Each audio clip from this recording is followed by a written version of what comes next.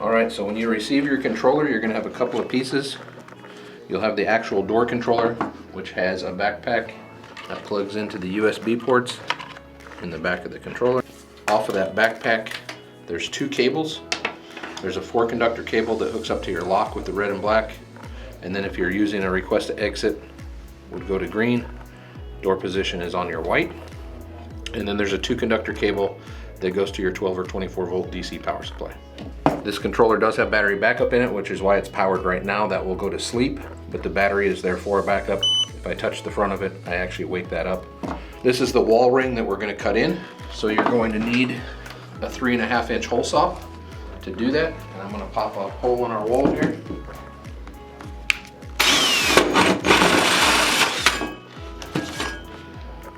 I'm going to take that wall ring, insert it into the wall, and you'll see that there are 4 screws there.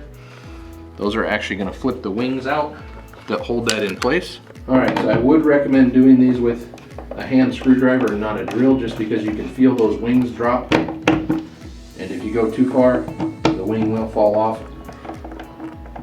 So here I'm doing it with a hand screwdriver. You can feel when that wing grabs. You can push that up, and it's going to grab onto the drywall, or whatever your wall surface is. As you see, the front of that wall ring is nice and sturdy. It's not going to pull out of there. We're going to fish our wires down to the controller from the lock and from our power supply, make our connections, put the wiring into the wall,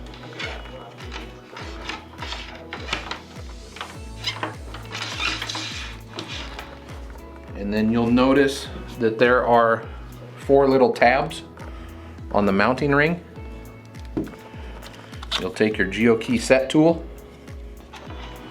We're going to line those tabs up. So those tabs will line up and pop into place.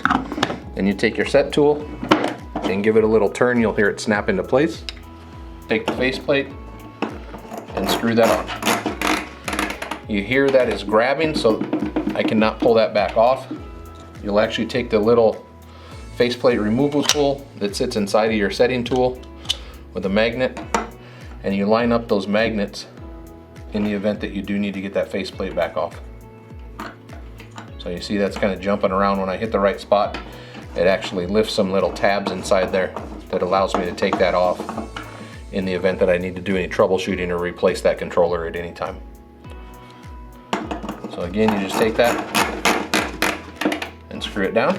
So you'll see my access point, the one that I'm closest to, is going to show up at the top of the app. In this instance, we're using braking bars.